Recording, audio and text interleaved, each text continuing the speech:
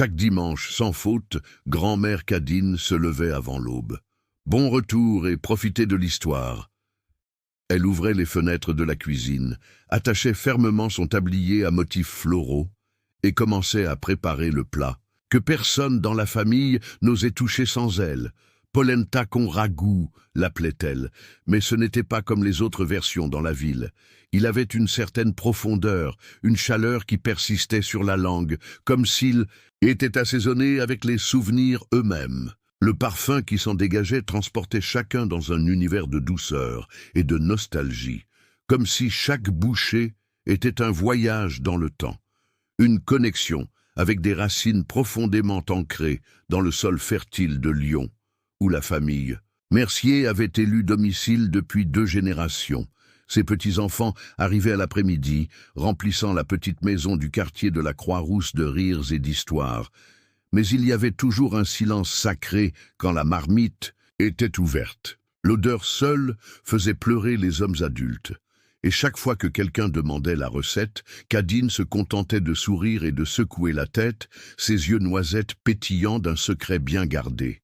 « Ce n'est pas écrit », disait-elle, avec un accent encore marqué par ses origines italiennes. « C'est porté. » Parmi les petits-enfants, Marc était le plus proche d'elle. Calme, réfléchi, et toujours prêt à l'aider à mettre la table, essuyer la vaisselle ou cueillir des herbes fraîches dans le jardin. Il s'asseyait souvent à la porte de la cuisine, regardant simplement sa grand-mère remuer le contenu de la marmite en cuivre, héritage d'une autre époque. À 27 ans, Marc travaillait comme architecte dans un cabinet renommé de Lyon.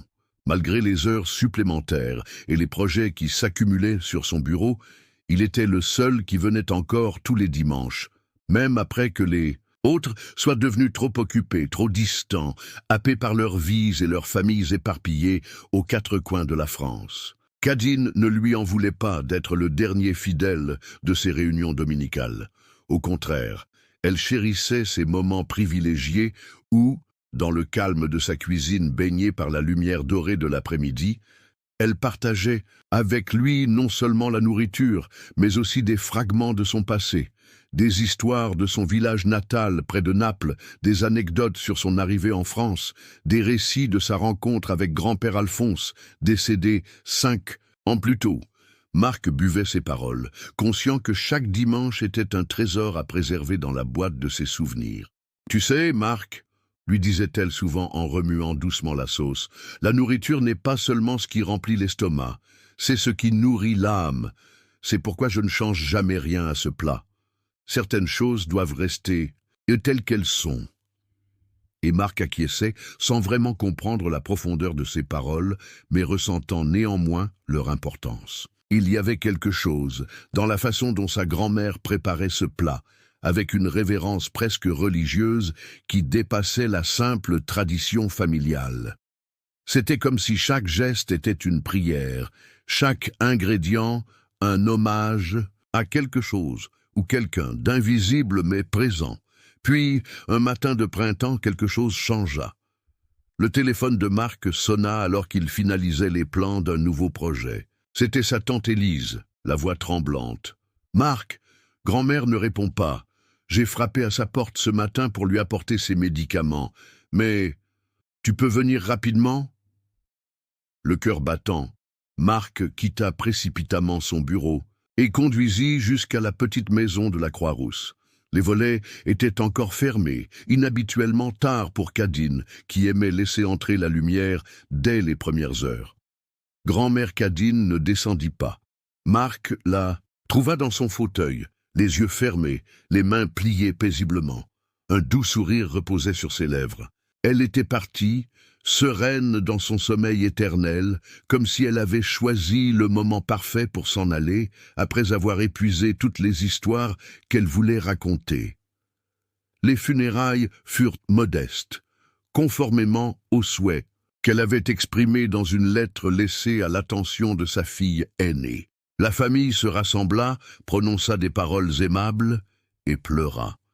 Mais Marc ressentait quelque chose de plus profond, pas seulement du chagrin, mais un silence douloureux là où la tradition avait vécu, un vide qui semblait impossible à combler, comme si un chapitre entier de leur histoire familiale s'était soudain refermé. Durant les semaines qui suivirent, Marc se plongea dans son travail, tentant de noyer sa peine dans les lignes droites et les angles précis de ses dessins architecturaux. Mais chaque dimanche, à l'heure où il aurait normalement pris la route pour rejoindre sa grand-mère, un malaise l'envahissait, une absence qui criait plus fort que tous les bruits de la ville. Quelques semaines après l'enterrement, il retourna seul à sa maison. Elle était en train d'être vidée, la famille ayant décidé de la vendre. Il ne pouvait pas supporter de voir ses affaires jetées dans des boîtes comme des choses ordinaires, ces objets imprégnés de sa présence et de son amour qui, une fois dispersés, emporteraient avec eux les dernières traces tangibles de son existence. Il alla à la cuisine, où tout sentait encore faiblement la feuille de laurier et la tomate mijotée. Il se tint près du comptoir, où elle fredonnait autrefois de vieilles chansons d'amour, et tendit la main vers sa marmite préférée, celle dans laquelle elle préparait invariablement son polenta con ragu. Lourde, en cuivre, avec des poignées usées par des décennies d'utilisation. Marc la prit, se remémorant les innombrables dimanches où il l'avait vue plonger une grande cuillère en bois dans ce récipient pour servir le plat familial. Quelque chose tinta. Intrigué, Marc examina la marmite de plus près. Le fond semblait légèrement décalé, comme s'il n'était pas tout à fait ajusté. En y regardant bien, il réalisa qu'il y avait un double fond. Il le souleva délicatement. À l'intérieur, sous le faux fond de la marmite, il y avait une petite enveloppe, jaunie, scellée et étiquetée à l'encre décolorée, à celui qui veut vraiment savoir. Les mains tremblantes, Marc l'ouvrit. À l'intérieur se trouvait une note manuscrite en italien. Il lut lentement, utilisant ses connaissances rudimentaires de la langue que sa grand-mère lui avait enseignée durant son enfance. Si tu as trouvé ceci, cela signifie que tu es resté. Ce plat que vous aimez tous n'était pas le mien. Il appartenait à une femme que tu n'as jamais rencontrée. Son nom était Giulia. Elle était la première femme de ton grand-père. Et elle est morte pendant la guerre, avec leur petite fille. Ton grand-père l'aimait au-delà des mots. Quand je l'ai épousée, j'ai trouvé sa recette dans sa valise. Je l'ai cuisinée pour lui la première semaine de notre mariage. Et il a pleuré. Pas parce que ça avait le même goût, mais parce que ça l'a ramené pour un moment. J'ai pensé à la cacher, à l'effacer, mais je ne pouvais pas, alors je l'ai honorée chaque dimanche. L'amour est assez grand pour contenir même ceux qui sont venus avant nous. Souviens-toi de cela. Et si tu choisis de porter cette recette, cuisine-la avec ton cœur. Marc s'assit à la table de la cuisine et pleura comme un enfant. Si tu aimes l'histoire, tape 5 dans les commentaires et abonne-toi pour plus de vidéos comme celle-ci. Sinon, tape 0. Cela m'aide à créer un contenu encore meilleur pour toi. On continue. Toute sa vie, il avait cru que ce plat était la création la plus fière de sa grand-mère. Mais il n'était pas né d'elle. Il avait été hérité d'un chagrin, d'un sacrifice, d'un amour si profond qu'il avait survécu à des générations. L'idée que Cadine ait préparé ce plat pendant plus de 50 ans, non pas comme une expression de sa propre identité culinaire, mais comme un hommage à la femme qui avait aimé son mari avant elle, le bouleversait au plus profond de son être. Les jours suivants furent comme un brouillard pour Marc. Il allait au travail, répondait mécaniquement aux demandes de ses collègues, mais son esprit était constamment tiré vers cette lettre, vers ce secret longtemps gardé qui changeait tout ce qu'il croyait savoir sur sa famille. Il y avait une femme, Giulia, dont personne ne parlait jamais. Il y avait eu un enfant, une petite fille dont l'existence même avait été effacée des récits familiaux.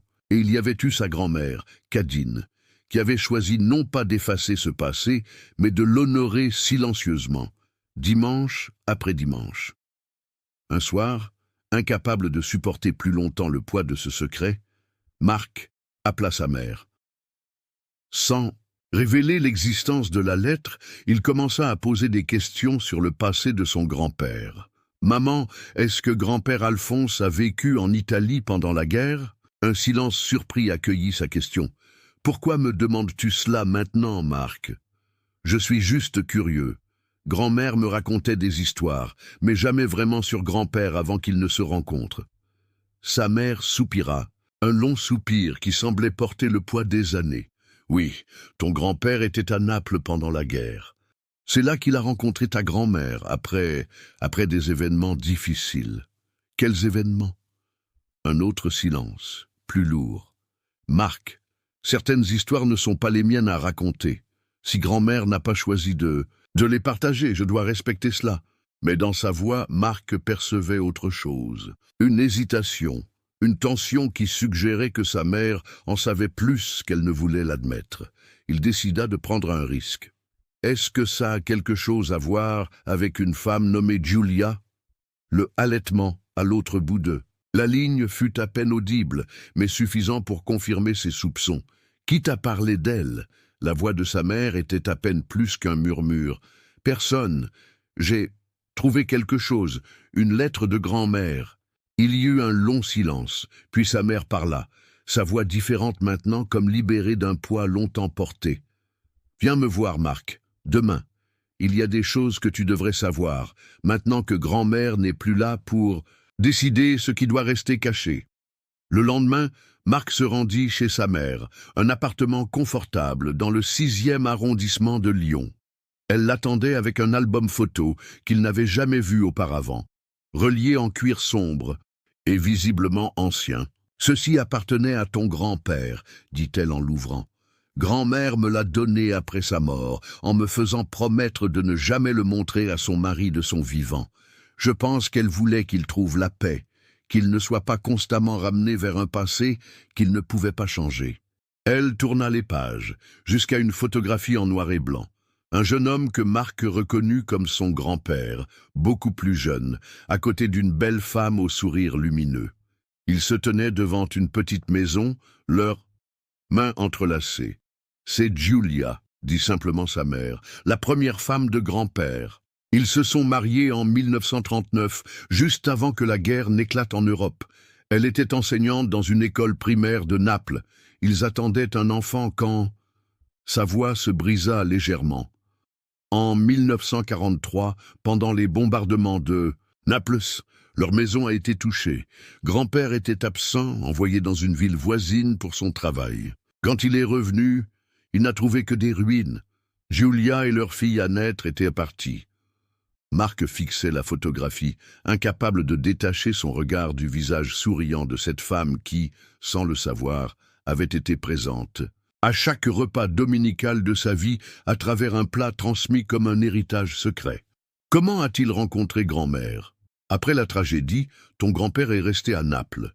Il ne pouvait pas partir, comme si quitter la ville signifiait abandonner les dernières traces de Giulia.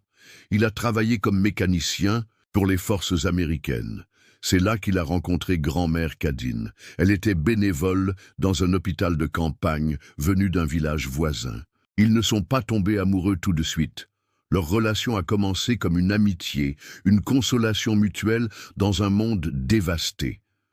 Ce n'est que des années plus tard, en 1947, qu'ils se sont mariés et ont déménagé en France pour recommencer une nouvelle vie. « Et la recette ?» demanda Marc, bien qu'il connût déjà la réponse. « Grand-mère m'a dit un jour que c'était la façon de Giulia de faire le polenta con ragoût. Quelque chose que grand-père aimait tellement qu'elle avait décidé de l'apprendre. Et de le préparer exactement de la même façon. Je croyais que c'était simplement un geste d'amour envers son mari, une façon de le connecter à ses racines italiennes. Je n'ai jamais imaginé qu'elle le faisait pour maintenir vivante la mémoire d'une autre femme, » termina Marc doucement. Sa mère acquiesça, les yeux brillants de larmes. « Ta grand-mère était une femme extraordinaire, Marc. Elle aimait ton grand-père suffisamment pour comprendre que son cœur serait toujours en partie avec Giulia. Au lieu d'exiger qu'il l'oublie, elle a trouvé un moyen de l'honorer. C'est un amour que peu de gens peuvent comprendre, encore moins offrir. » Marc repensa à tous ces dimanches, à la façon dont sa grand-mère préparait ce plat avec une dévotion quasi religieuse. Ce n'était pas seulement un rituel familial, c'était un acte d'amour, transcendant les limites habituelles de la jalousie et de la possession. Un acte de générosité spirituelle si grand qu'il en était presque sacré. Ce dimanche-là, pour la première fois depuis la mort de sa grand-mère, Marc cuisine le plat seul. Il suivit son instinct, écouta le son de sa voix dans sa mémoire et relut la lettre encore et encore. Ce fut comme si les mains de Cadine guidaient les siennes, lui montrant exactement comment couper les légumes, combien de temps laisser, mijoter la sauce, comment incorporer les herbes au moment précis où les saveurs se fondaient en une harmonie parfaite.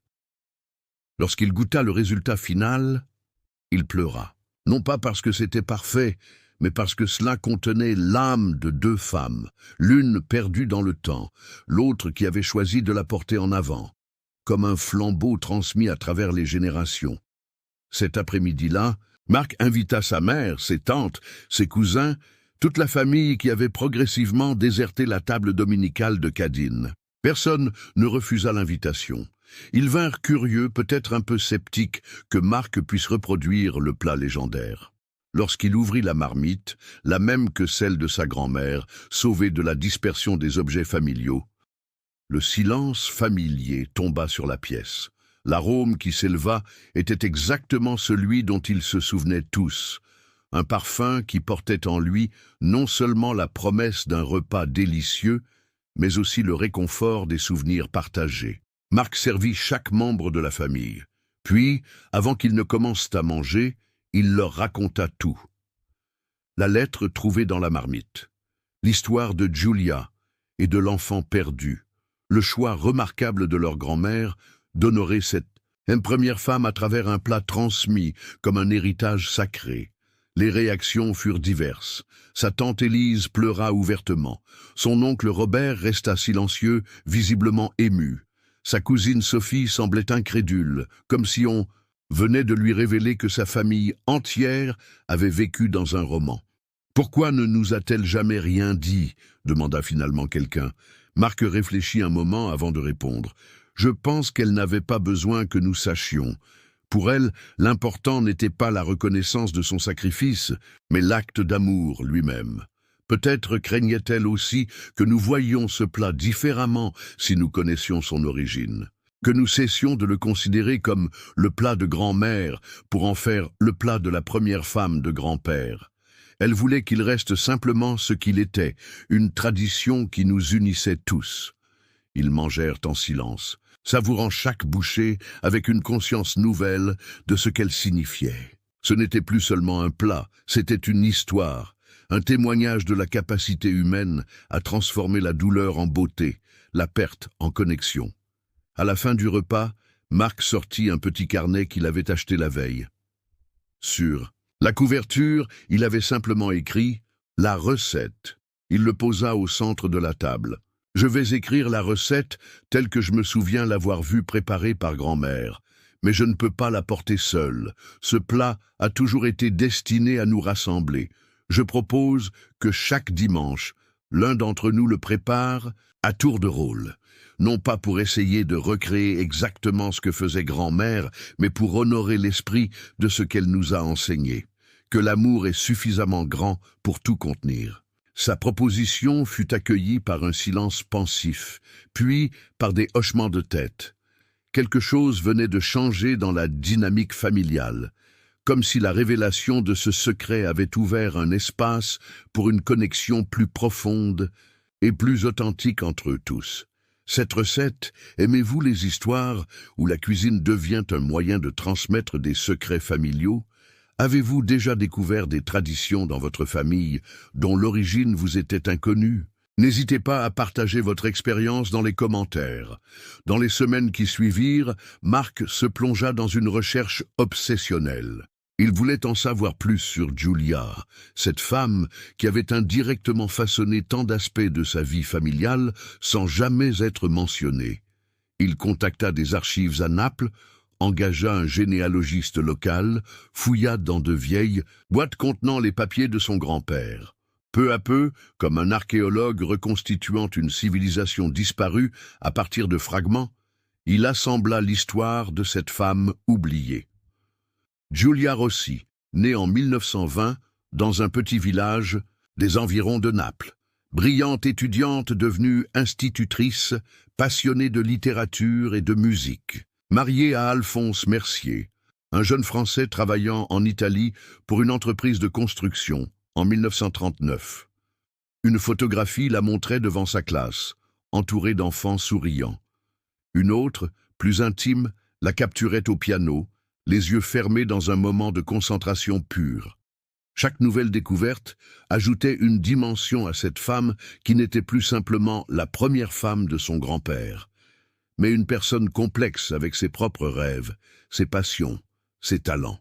Marc comprenait maintenant pourquoi son grand-père avait été si dévasté par sa perte et pourquoi sa grand-mère avait choisi d'honorer sa mémoire plutôt que de tenter de l'effacer. Un jour, parmi les documents qu'il avait rassemblés, Marc trouva quelque chose d'extraordinaire, un cahier de recettes écrit de la main de Giulia. Le papier était jauni, l'encre parfois effacée, mais encore lisible. Et là, au milieu du cahier, se trouvait la recette du polenta con ragu, exactement, comme sa grand-mère l'avait toujours préparé. Dans la marge, Giulia avait écrit « Préféré d'Alphonse, le préparer avec amour, toujours ». Cette découverte le frappa comme une révélation. Sa grand-mère n'avait pas seulement préservé la recette, elle avait suivi cette instruction, marginale à la lettre, préparant ce plat avec amour, toujours, pendant plus de 50 ans. Cette nuit-là, Marc ne put dormir. Une idée avait commencé à germer dans son esprit, une idée qui semblait à la fois folle et parfaitement logique. En tant qu'architecte, il avait toujours rêvé de créer des espaces qui racontent des histoires, qui évoquent des émotions, qui connectent les gens. Et quelle histoire était plus puissante que celle qu'il venait de découvrir? Le lendemain, il prit un congé prolongé de son cabinet d'architecture et commença à chercher un local commercial dans le Vieux-Lyon. Après des semaines de recherche, il trouva un ancien atelier d'artisan avec de hauts plafonds, des poutres apparentes et de grandes fenêtres donnant sur la Saône. L'espace était en mauvais état, abandonné depuis des années, mais Marc y voyait un potentiel que personne d'autre ne semblait percevoir.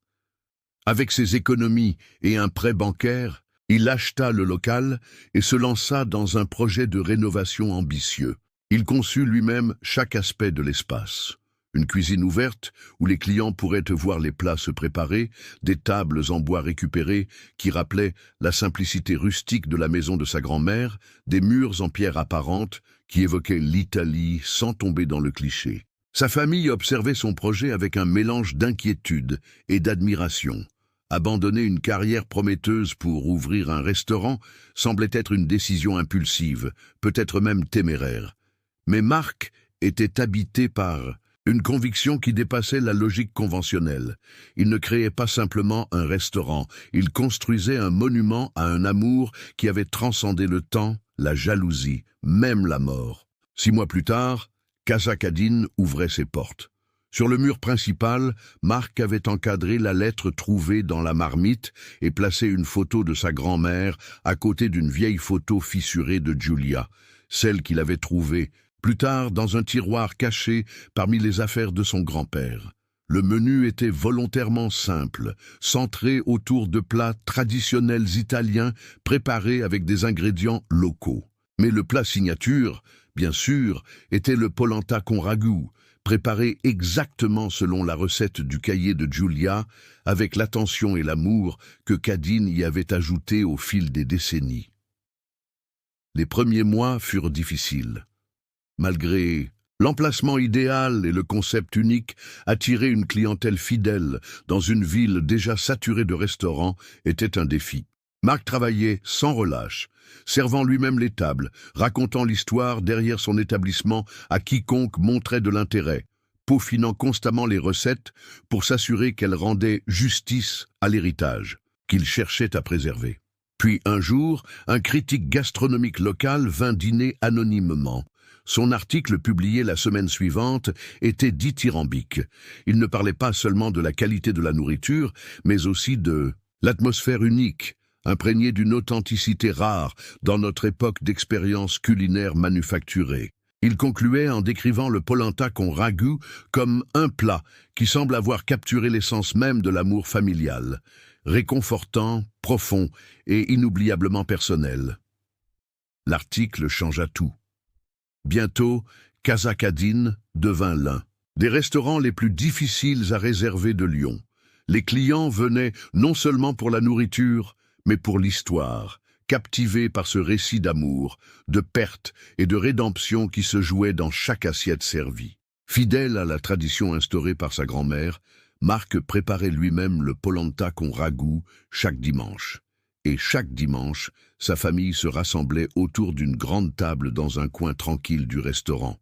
Ce qui avait commencé comme une tentative de préserver une tradition mourante était devenu quelque chose de nouveau et de vibrant, un rituel qui évoluait tout en restant fidèle à ses racines profondes. Un dimanche soir, alors que le restaurant était fermé et que Marc nettoyait la cuisine après une journée particulièrement intense, il entendit frapper à la porte.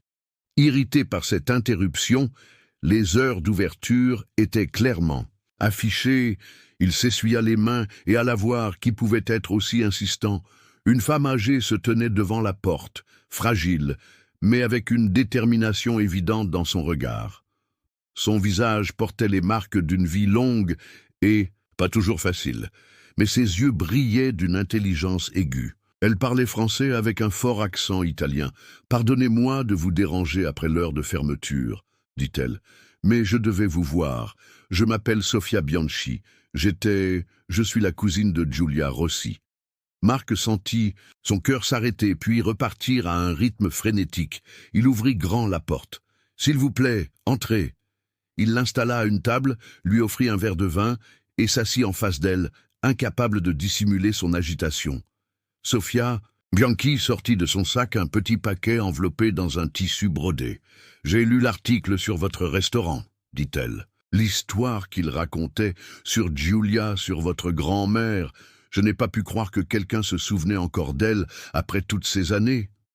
« Comment l'avez-vous connue » demanda Marc, la gorge serrée. « Nous avons grandi, ensemble. Nos mères étaient sœurs. Nous étions comme des sœurs nous-mêmes, inséparables jusqu'à ce que la vie nous sépare. J'ai déménagé à Turin pour mes études, puis je me suis marié et j'ai quitté l'Italie après la guerre.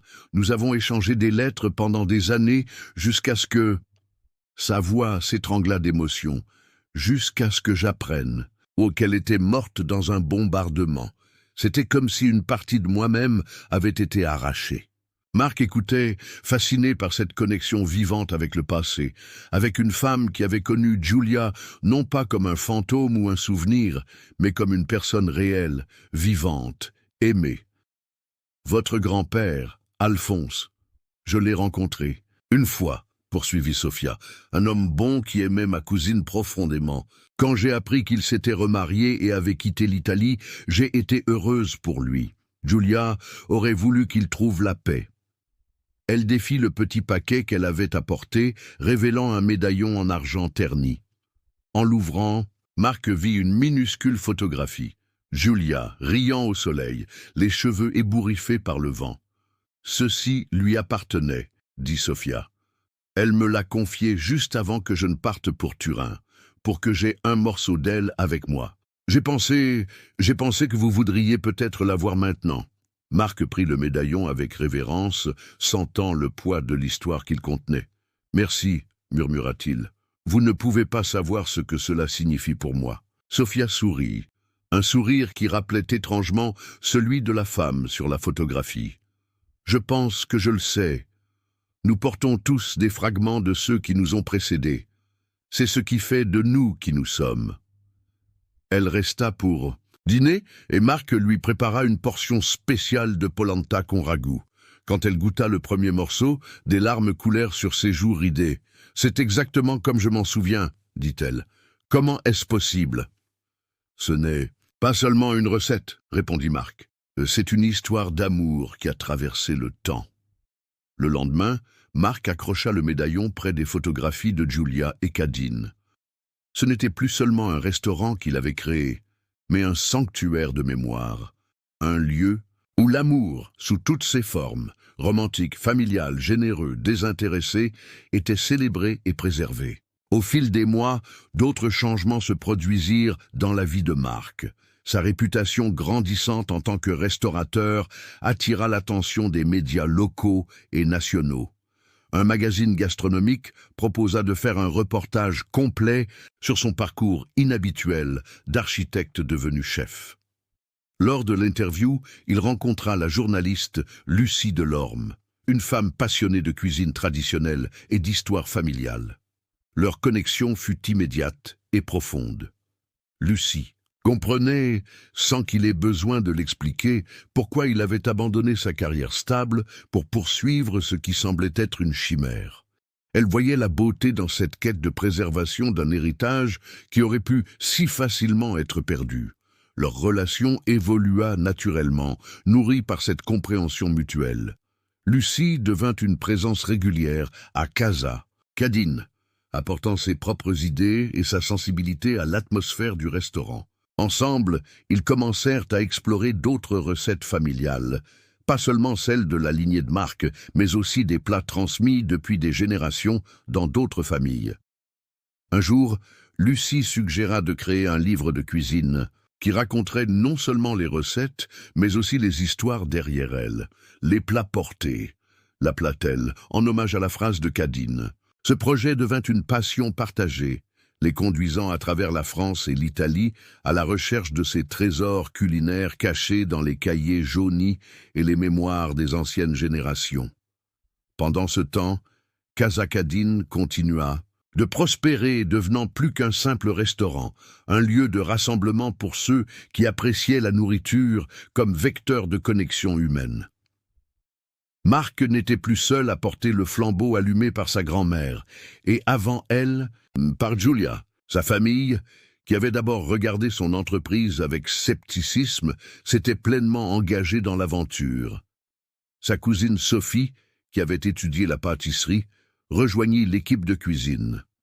Son oncle Robert, récemment retraité, passait des heures à raconter aux clients les histoires de Cadine et d'Alphonse, ajoutant une dimension personnelle à l'expérience culinaire. Un soir de printemps, exactement 2 ans après l'ouverture du restaurant, Marc se retrouva seul dans la cuisine fermée, réfléchissant au chemin parcouru. Il sortit le cahier de recettes de Julia, maintenant soigneusement préservé dans une couverture protectrice, et le feuilleta jusqu'à la recette du polenta con ragoût. Quelque chose qu'il n'avait jamais remarqué auparavant attira son attention. Sur la page suivante, à moitié effacée par le temps, se trouvait une note. « Pour notre enfant à naître, que tu puisses toujours connaître la saveur de l'amour. » Marc toucha doucement les mots, imaginant Julia écrivant cela avec espoir et tendresse pour un enfant qu'elle ne verrait jamais grandir. Quelle ironie douce amère que cette recette, destinée à un enfant perdu, ait fini par nourrir des générations, d'une famille que Julia n'aurait jamais connue, mais à laquelle elle était inextricablement liée. Un bruit à la porte le tira de sa rêverie. C'était Lucie, tenant un paquet rectangulaire emballé dans du papier brun. « J'ai quelque chose pour toi, » dit-elle en s'approchant. Le premier exemplaire. Marc défit soigneusement l'emballage pour révéler un livre élégamment relié. Les plats portés, histoire de famille et recettes de cœur. Sur la couverture, une photographie de la marmite en cuivre de sa grand-mère, captée dans un rayon de lumière dorée. « C'est magnifique, » murmura-t-il, feuilletant les pages qui racontaient non seulement l'histoire de sa famille, mais aussi celle de nombreuses autres, toutes unies par le fil invisible de la nourriture préparée avec amour et intention. « Regarde la dédicace, » dit Lucie doucement. Il tourna à la première page et lut « À Julia et Cadine, 2 femmes qui n'ont jamais rencontré, mais dont l'amour a créé une famille, et à Marc qui a eu le courage de porter leur histoire dans le monde. » Marc sentit les larmes lui monter aux yeux. « C'est parfait, » dit-il, attirant Lucie dans une étreinte. Plus tard, cette nuit-là, alors qu'il marchait le long de la Saône, les lumières de la ville se reflétant dans l'eau comme des étoiles terrestres, Marc se surprit à penser à ces 2 femmes qui avaient façonné sa vie sans qu'il le sache. Il imagina Julia jeune et pleine d'espoir, écrivant des recettes pour un avenir qu'elle ne verrait jamais. Et Cadine, faisant un choix extraordinaire d'honorer plutôt que d'effacer, transformant la douleur en une tradition qui unirait une famille pendant des décennies. « À quoi penses-tu » demanda Lucie, remarquant son expression pensive. Je pense à la façon dont l'amour survit, répondit-il. Comment il trouve des moyens de continuer, même quand tout semble perdu. Lucie sourit, serrant sa main. C'est pourquoi nous racontons ces histoires, n'est-ce pas? Pour que l'amour ne soit jamais vraiment perdu. Marc acquiesça, sentant une paix qu'il n'avait pas connue depuis la découverte de la lettre dans la marmite de sa grand-mère. Il avait commencé ce voyage en cherchant à préserver un héritage, mais il avait trouvé bien plus, une compréhension plus profonde de la façon dont l'amour peut transcender le temps, la jalousie, même la mort. Comment allons-nous découvrir ce que Marc va faire ensuite? Sa quête pour honorer Julia et Cadine est-elle enfin terminée ou n'est-ce que le début d'un nouveau chapitre? 2 années s'écoulèrent, chacune apportant son lot de changements et d'expansions pour Casa Cadine. Le livre de Marc et Lucie avait connu un succès inattendu, touchant des lecteurs bien au-delà de Lyon. Des lettres arrivaient régulièrement, remplies d'histoires similaires, de recettes préservées à travers les tragédies et les joies, de traditions culinaires servant de pont entre les générations disparues et présentes. Un matin de septembre, Marc reçut un appel qui allait, une fois de plus, transformer sa vie. Une voix hésitante, parlant un français teinté d'un accent italien, se présenta comme Pietro Bianchi, le petit-fils de Sofia. « Ma grand-mère est décédée la semaine dernière, dit-il.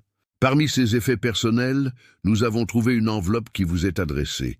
Elle a insisté pour qu'elle vous soit remise en main propre. » Une semaine plus tard, Pietro arriva à Casa Cadine, un jeune homme au visage ouvert qui portait une ressemblance frappante avec les photos que Marc avait vues de la famille de Julia.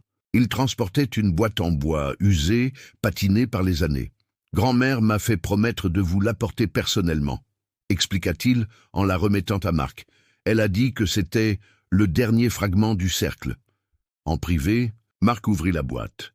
Elle contenait une enveloppe jaunie à son nom et en dessous une collection de lettres attachées par un ruban décoloré. L'enveloppe contenait une brève note de Sofia. « Cher Marc, quand nous nous sommes rencontrés, je n'étais pas prête à partager tout ce que je savais. Certaines vérités nécessitent du temps, même après des décennies. Ces lettres sont celles que Julia m'a écrites pendant la guerre. La dernière a été écrite le jour avant le bombardement qui a pris sa vie. Je les ai gardées comme des trésors, mais maintenant, je sens qu'elles vous appartiennent, à vous qui avez fait tant pour que son esprit perdure. Avec affection, Sofia. » Marc s'assit, stupéfait par ce lien tangible avec le passé. Avec des mains tremblantes, il défit le ruban et commença à lire les lettres dans l'ordre chronologique, plongeant dans la vie quotidienne de Julia pendant ces années terribles. Ses espoirs pour l'enfant à naître, ses peurs pour Alphonse, souvent absent pour son travail, sa détermination à maintenir une forme de normalité malgré les privations et les dangers de la guerre. La dernière lettre, écrite la veille de sa mort, contenait un passage qui sembla arrêter le temps autour de Marc. « Ma chère Sofia, la guerre semble interminable, mais je garde espoir. Notre petite fille, oui, le médecin confirme que c'est une fille, devrait naître dans moins de 2 mois. Alphonse et moi avons choisi son nom. Elle s'appellera Cadine, comme la grand-mère d'Alphonse qui était, selon ses récits, une femme d'une force extraordinaire. J'espère qu'elle héritera de cette force. Elle en aura besoin dans ce monde que nous lui laissons. » Marc laissa tomber la lettre, saisi d'un vertige qui n'avait rien à voir avec la faim ou la fatigue. Cadine. Sa grand-mère portait le nom de l'enfant non né de Julia et Alphonse. Ce n'était pas une coïncidence, c'était un choix délibéré, un hommage silencieux que son grand-père avait fait en nommant sa fille née de son second mariage. Il se précipita vers le téléphone et appela sa mère, lui lisant la lettre d'une voix tremblante. Un long silence suivit, puis sa mère parla doucement. « J'ai toujours su que mon nom avait une signification spéciale pour papa, mais il n'en parlait jamais. Quand j'ai eu votre tante, il a insisté pour qu'elle soit nommée Julia, mais nous n'avons jamais fait la connexion. » Sa voix se brisa. « Quelle extraordinaire histoire d'amour, Marc. Pas seulement entre ton grand-père et ces 2 femmes, mais entre les 2 femmes elles-mêmes, qui ne se sont jamais rencontrées, mais qui sont liées par quelque chose de plus profond que la simple connaissance. Cette révélation donna à Marc une nouvelle mission. Le lendemain, il convia sa famille élargie. Sa mère Cadine, sa tante, Julia, ses cousins, Lucie, à un dîner spécial à Casa Cadine. Il leur raconta la découverte des lettres, la stupéfiante connexion des noms, la façon dont leur famille avait été façonnée par des choix d'amour plutôt que de jalousie ou d'oubli. « Je pense qu'il est temps de transformer ce restaurant », annonça-t-il. « Pas seulement un lieu pour manger, mais un espace pour partager des histoires comme la nôtre. Un endroit où les gens peuvent apporter leurs propres recettes familiales, raconter les histoires qui les accompagnent et peut-être découvrir ou créer leur propre connexion au-delà du temps. » L'idée fut accueillie avec enthousiasme. Dans les mois qui suivirent, Casa Cadine évolua, ajoutant une petite bibliothèque de livres de cuisine familiaux que les clients pouvaient consulter, un mur où les visiteurs pouvaient accrocher des photos de leurs proches, cuisinant des plats spéciaux, et des soirées thématiques où les gens partagèrent les histoires derrière leurs recettes préférées. Un soir, 1 an après avoir reçu les lettres, Marc et Lucie se promenaient dans les rues pavées du Vieux-Lyon après la fermeture du restaurant. L'air était doux, parfumé de fleurs tardives et des arômes persistants des cuisines du quartier. « J'ai quelque chose à te demander », dit Marc, s'arrêtant près d'une petite place où une fontaine murmurait doucement.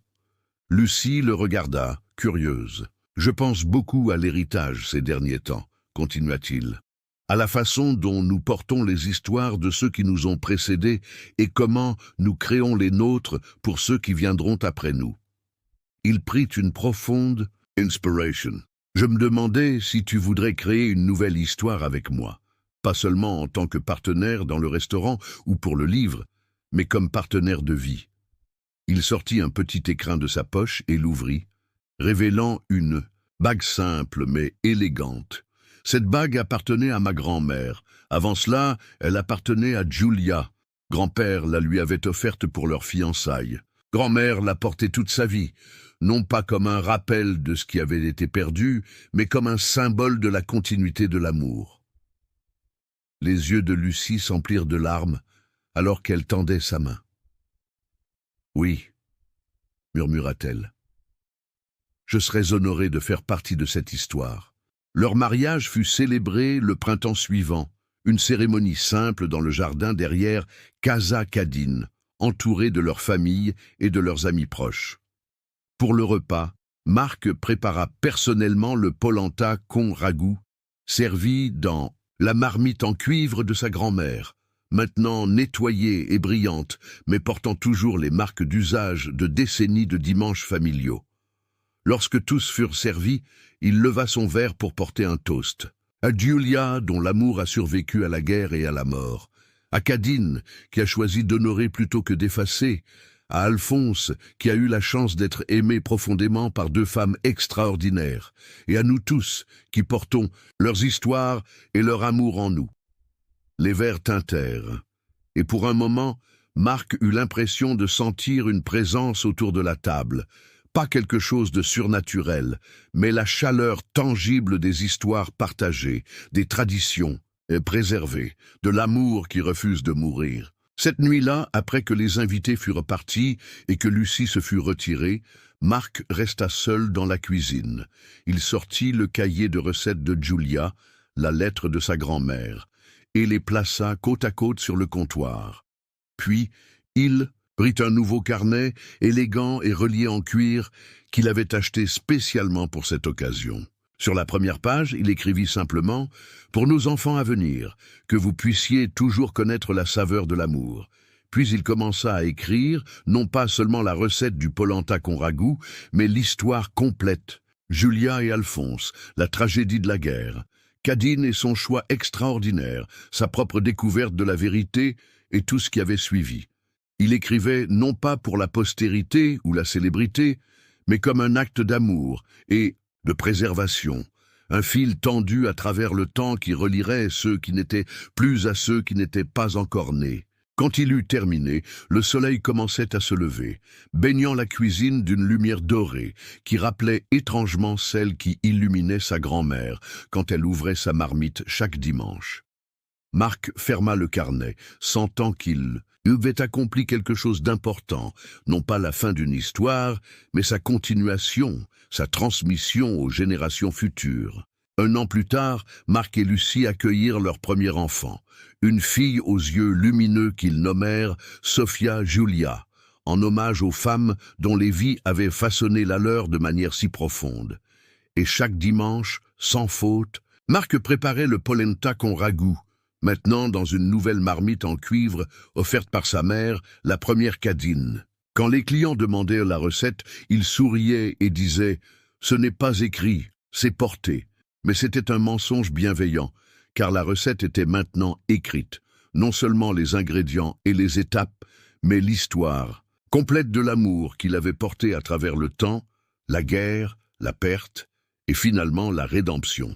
Et Sophia Julia grandissait, observant son père avec les mêmes yeux attentifs que Marc avait posés sur sa grand-mère toutes ces années auparavant, absorbant non seulement les techniques, mais aussi l'intention, l'amour qui transformait de simples ingrédients en quelque chose de transcendant.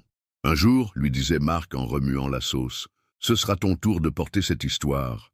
Léel acquiesçait, trop jeune pour comprendre pleinement, mais ressentant néanmoins l'importance de ce moment, de cette tradition, de ce lien avec un passé qu'elle n'avait pas connu, mais qui vivait en elle. Ainsi, la chaîne restait ininterrompue. Un plat, 2 femmes, 3 générations, et un amour qui refusait d'être limité par le temps, la mort ou même la jalousie. Un amour qui avait trouvé son expression la plus pure dans un simple plat de polenta con ragoût, préparé avec dévotion chaque dimanche, saison après saison, année après année. L'amour est assez grand pour contenir même ceux qui sont venus avant nous, avait écrit Cadine dans sa lettre. Et dans la chaleur de sa cuisine, entouré de sa famille et des fantômes bienveillants du passé, Marc savait que c'était vrai. Plus que vrai, c'était la seule vérité qui importait vraiment. C'était l'héritage qu'il portait maintenant, non comme un fardeau, mais comme un privilège. L'héritage d'un amour assez grand pour tout contenir, assez fort pour survivre à tout, assez généreux pour se multiplier plutôt que de se diviser quand il était partagé. Chaque dimanche, dans Casa Cadine, ce plat continuait de rassembler les gens, familles, amis, étrangers devenus amis. Et chaque dimanche, Marc racontait l'histoire, gardant vivante la mémoire de ces 2 femmes extraordinaires qui ne s'étaient jamais rencontrées, mais qui étaient liées par un amour qui transcendait la simple possession. À l'amour, disait-il en levant son verre, qui est porté non écrit. Et quelque part, il était certain que Julia et Cadine souriaient. Félicitations. Tape 9 dans les commentaires pour me montrer que tu es resté jusqu'à la fin avec moi. Merci d'avoir regardé et à demain pour une nouvelle histoire sur cette même chaîne.